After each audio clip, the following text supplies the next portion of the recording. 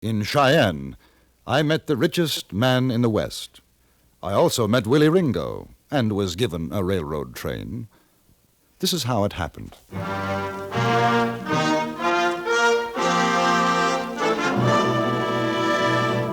Frontier Gentlemen.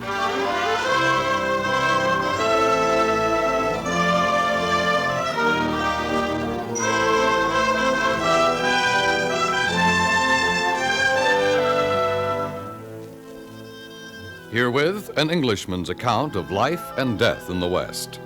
As a reporter for the London Times, he writes his colorful and unusual stories. But as a man with a gun, he lives and becomes a part of the violent years in the new territories. In just 1 minute, we will bring you this latest report from the Frontier Gentleman. I'm Irma Dutro, color stylist for O'Brien Paints. Our musical theme hardly needs introduction. Just as the many instruments blend into this symphony, so O'Brien blends many pigments into the newest fashion-right colors for your home, giving more color per color. We have selected O'Brien's exciting new colors of the year after consulting many leading decorators and home furnishings experts of the country. And because all these colors are decorator approved, you are assured of rich, authentic new colors for your own home. Your nearest O'Brien paint dealer, listed in the yellow pages of your phone book, has a free color chip folder for you. He'll help you select O'Brien paints in these exclusive new colors of the year for both inside and outside your home. Stop in and see him soon.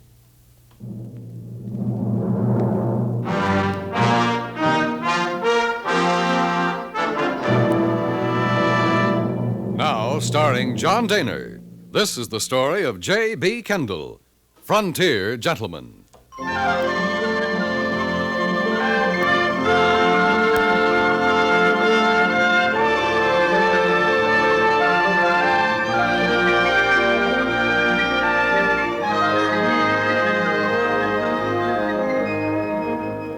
Cheyenne, Wyoming Territory. Here for the first time in months I have seen a railroad once again, and here I have had my first glimpse of the capital of a vast cattle ranching area. The town itself is a sprawling maze of streets, thriving business establishments. One feels a vitality which springs in no small part from the presence of that slender but tough link between East and West, the railroad. 2 days after my arrival, I met a gentleman by the name of Carey Chase. He was editor and owner of the Daily Press, and insisted that I join him for lunch at the Cheyenne Club. There's probably more Englishmen at the Cheyenne Club than you'll find in the rest of the country. Oh, really? Sure. I tell you, Kendall, this cattle business is the biggest thing that's hit the West. Bigger than all your mining. Lots of English money in it, too. And your countrymen are over here to protect their investments. Well, to tell you the truth, Mr. Chase, I didn't come to Cheyenne to write about my countrymen. I'm here to write about yours. Well, you'll meet all kinds at the club. If you're lucky, you might get to see Buck Wharton. Guess you heard of him. No, I don't think I have. Just about the richest man in the West. They say he's worth $10 million, and that's just from cattle. Yeah, he'd make a fine story for you. Of course, it depends on whether he likes you or not. Got to get him in the right mood. Real important man in these parts, I tell you. Young man? Buck Wharton, 75 if he's a day. Claims to be 60, but don't you believe it. Wicked old devil. Married to the prettiest little thing you ever saw. Little Minnie. Say, found her in Denver. She was a dancer in a traveling theatrical show. Buck took one look at her and the dance she was doing and married her the next day. That's how the story goes. Do they both live in Cheyenne? On and off. She's here with him now. Oh, here we are.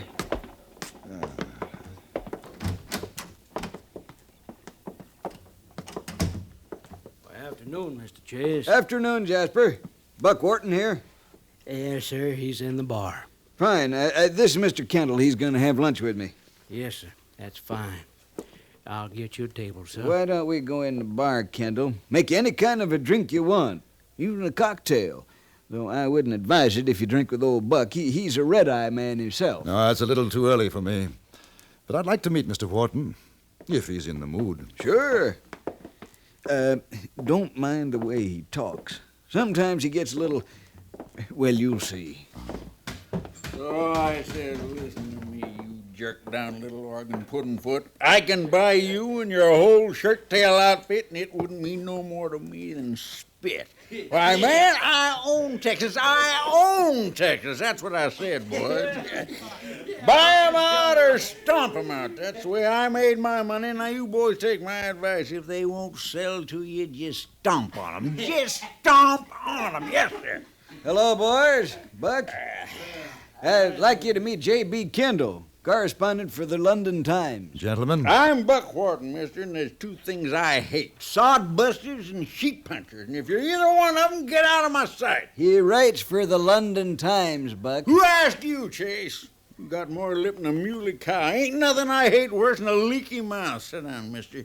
I reckon you want to ask me how come I'm the richest son of a gun in the West. All right, boys. This is a private party. Roll your wheels. Go on, get. Sit down. Sit down. You too, Chase. Sit down. What you boys drinking? Whiskey. nothing for me, thank you. Listen to me, boy. I ain't never yet trusted a man who don't drink. There's something all fired wrong. Man who don't drink drags a long loop. Jasper! Yes, sir. 3 whiskeys! Yes, sir. Candle your name, huh? Right. Well, I don't mind doing business with you English fellas. Takes you a long time to talk turkey, though. Now, you take them range pirates who's just sitting here. They ain't cattlemen. I can buy and sell them 100 times. Cattlemen. Have you been in the cattle business all your life, Mr. Wharton? Have I been in the... Listen to me, boy. I was one of the first ever to drive a herd up in the border into Dodge. Gosh, I wasn't nothing but a saddle stiff in them days, but after a while I got tired of working for somebody else. Started out on my own, all by myself. Bought me a herd of kettle-bellied critters and run 'em up to Abilene. Made enough from them to buy me a bigger herd. I was a made man, yes, sir. Here are your whiskeys, Mr. Buckson. Leave the bottle. You got your varmint. Yes, sir. Anything else, gentlemen? Vamoose, boy, vamoose. Yes, sir. You listen to what I tell you, Kendall. I got me 100,000 head down Texas way. Anybody wants to buy from me, they want to buy from me, they come down and drive 'em up to Cheyenne theirself. That way I sell 'em before the fat comes off 'em. You see there? Before the fat comes off. It makes sense. What? Sure it makes it. Sure, you ain't drinking. No, thank you very much. Never before lunch. Look here. It ain't every man who gets to drink with Buck Wharton. I can't tell you how honored I am. Well, no, that's all right, boy. I like you. I'll tell you what I'm going to do. You doing anything this afternoon? Not particularly. All right, then you take a ride with me and little men over to Laramie. Laramie? But that's 50 miles from here, isn't it? Well, sure. A couple hours is all. Oh, you mean on the train? That's right, on the train. I got a little business over in Laramie. There's a fella there needs stomping on. Well, I got to meet little men for dinner. Now, you be at the railroad station at 2 o'clock. 2 o'clock, you hear me? Hey, Chase, you ain't paid for them drinks. Well, no, That's all right. Pay for 'em. Buck Wharton had all the finesse of a ton of coal. But at the same time, the old reprobate fascinated me. And so, promptly at 2 o'clock, I found myself waiting at the railroad station. On a siding was an engine and one car.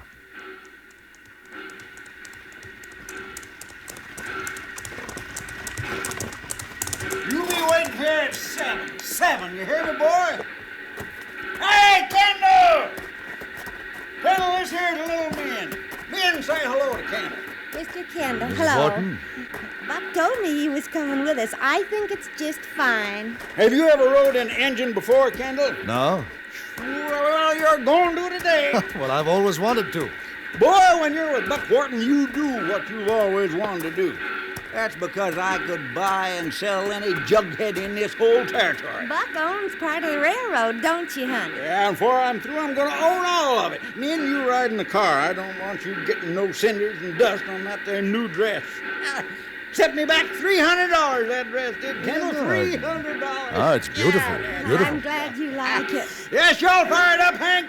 Yes, sir, Mr. Wharton. You go ahead back in the car now, honey. We can see you and Laramie. All right, honey. Now you drive careful now.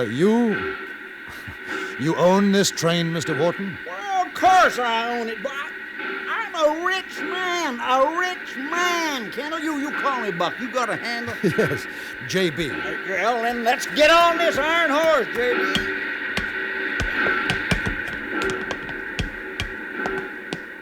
Well, afternoon, Mr. Wharton. Hank, this is J.B. Nice to make your acquaintance. You got them rifles? Yes, sir.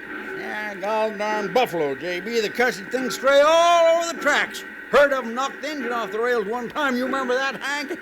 I sure do, Mr. Wharton. Well, let's get started, boy. Hey, J.B., you want to blow the whistle? Oh, I'd be delighted to. All right, rope overhead there. I'll take the throttle. You fire, Hank. Yeah. Hey, did you telegraph through to Laramie to make sure there ain't no other train in my way and coming at us? I sure did, Mr. Wharton. All right. Blow like thunder, boy.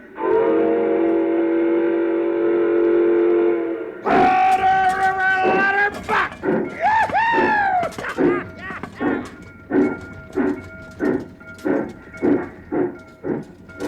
Hey, she's running mighty smooth. Have you ever drove an engine, J.B.? No, never. Yeah, we get out a little ways. I'll let you take it. Oh, fine, fine.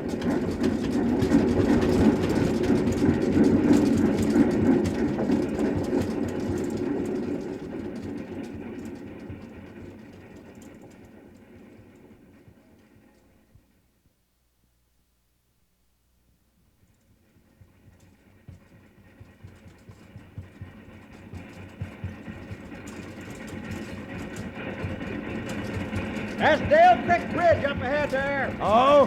Now I better slow her down.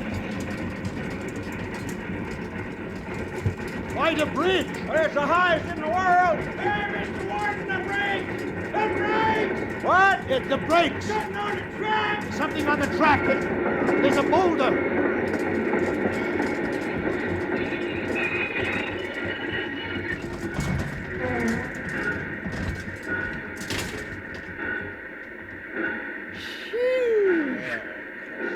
Now, how do you figure that happened? Buck, if you come over to this side, you'll see. Son of a gun. Bushwhacked! All right. You all climb down out of there. Me and the boys got you covered. Good. Now you all try something, and there are going to be windows in your skull.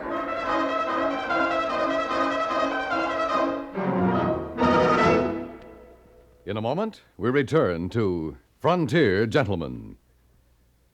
In fiction, one of the things we enjoy most is the building up of suspense as to the outcome. Every Sunday, CBS Radio brings you a story in which this uncertainty accumulates until the final smashing climax of suspense. Let this reminder serve as an invitation to listen later today as suspense comes to you over most of these CBS radio stations. After that, you'll need no reminder that every Sunday, CBS Radio brings you another thrilling tale well calculated to keep you in suspense. And now, we return you to Anthony Ellis' production of Frontier Gentlemen.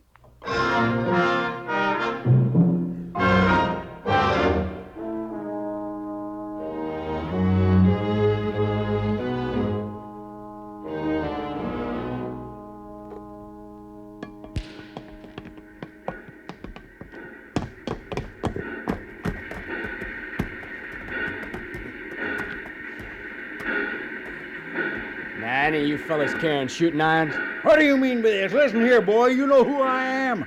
No, I don't know who you are, old-timer. Who are you? I'm Buck Wharton. That's who I am. Well, I declare.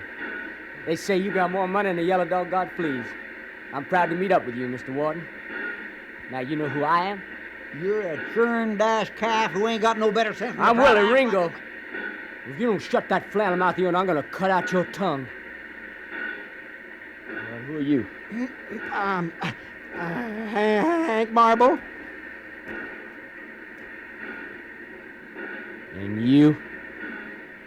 J.B. Kendall. I see. What y'all carrying in a railroad car? Nothing. We're on our way to Laramie. Pharaoh, Yeah, Willie. you take 2 of the boys. See what's in that railroad car. Sure, Willie. Now, Mr. Wharton, just how much money is you carrying? Listen to me, boy. If you think I'm going to give you any of my money, you're a thinker's puner than I figured. Don't you get me on the prod now, you old duffer. Old Duffer. Old Duffer, why, you gozzling chin-young squirt. You ought to be playing with a string of spools. Just a sawed-off bucket, doggy, that's all you are. Or leave him lay, mister. Get your hands off of me! Buck! Honey! Mrs. Wharton, he's all right. Oh, no, he ain't. What did you do to him? I put a knot in his head. Wow. You mean a filly like you is that old dog's wife? I sure am, Sonny. Lady, don't you never call me Sonny. You hear? Hey, Willie, let's get out of here. There ain't nothing in the car. We can move up the line and wait for the next one. Shut your mouth, Hal. We got plenty of time. Besides, I got an idea there's good diggings right here. Al, Frank, you pick up that old man and put him in the car. Then you get that boulder off that track, too. What are you gonna do with him? Why, ma'am, he's so rich that I figure I could convince him to part with some of his money. You, mister, what'd you say your name was? I said my name was Kendall. I see. All right, you and this engine driver, you get back on that thing. Pharaoh, stay with them. You see they keep a good head of steam up. Soon as Mr. Wharton's agreeable, we'll start for Laramie. You come with me, little lady. No, I won't. You get... Oh! Let's go.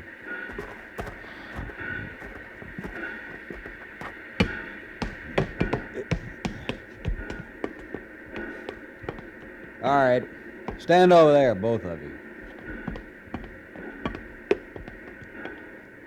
This thing got enough steam, like Willie says? For a while.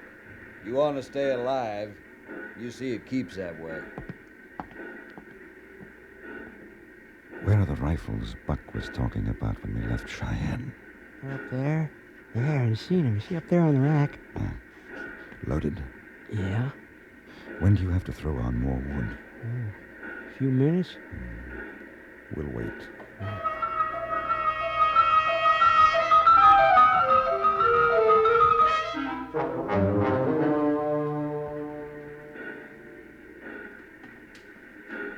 Mr. Kendall, I'm going after Stoke. All right. Tell him. Mister, I better get some wood on. The fire's going down. Go ahead. I'll help. No. It's better with 2. Fire goes down pretty quick. All right. Watch yourself.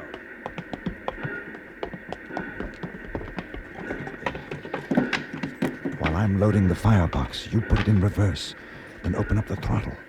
We'll get them off balance. Back up all the way to Cheyenne? Yes!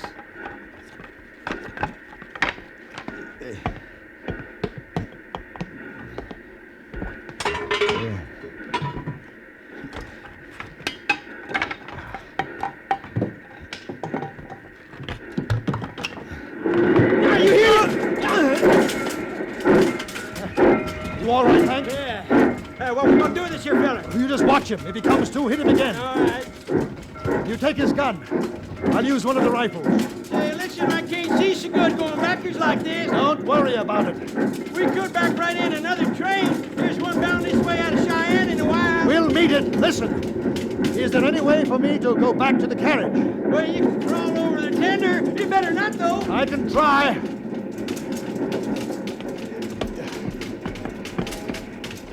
I started to crawl over the wood-loaded tender toward the carriage. The little train jumping, rocking over the uneven rails. Hey, it was a sudden lurch that saved me. The bullet struck a log beside my arm.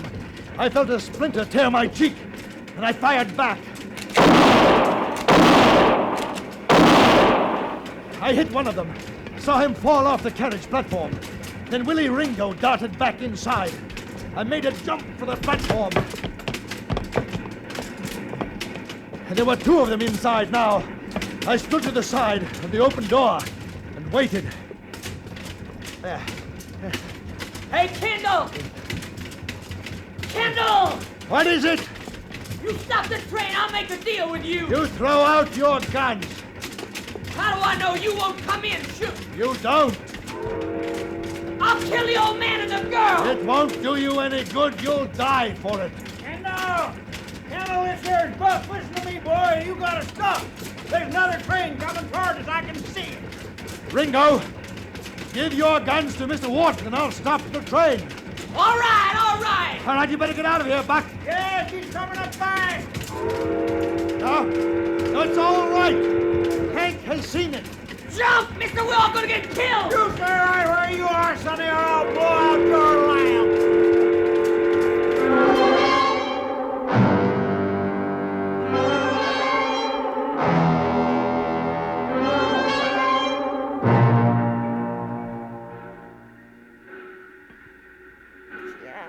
I want to tell you, J.B., I want to tell you, boy, I want to tell you, me and little Min here, we owe you a lot. We sure are grateful, Mr. Kendall.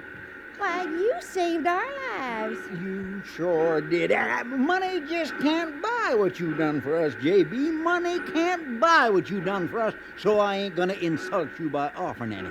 But I want to tell you, I stand here, boy, and I tell you, if there's ever anything, and when I say that, I mean anything at all, if there is, you say the word, boy, you hear me? You say the word. He means that, Mr. Kendall. Anything. I'm a rich man, J.B. A rich man. I can buy and sell any living man in these parts. Now, boy, don't you be bashful. You just name it.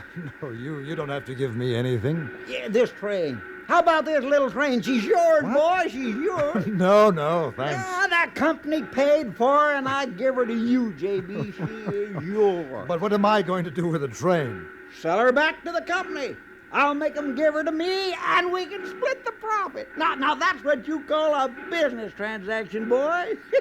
Come on down to the club. I'll let you buy a drink on it.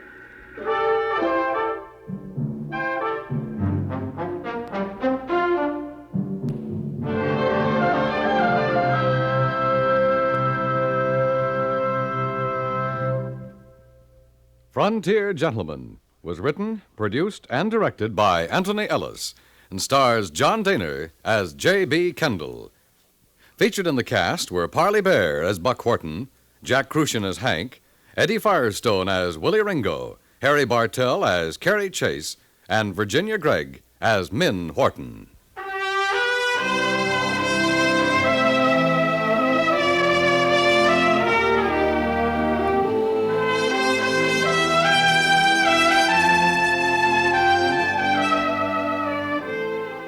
Sundays on most of these same stations, it's the FBI in Peace and War. Here's drama that pulls no punches, revealing how unsung heroes of the Federal Bureau of Investigation operate to track down criminals and saboteurs. Listen later in the day as the dragnet closes on another public enemy.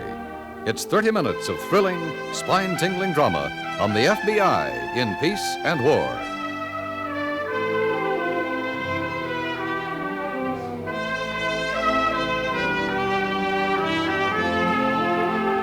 Join us again next week for another report from the Frontier Gentlemen.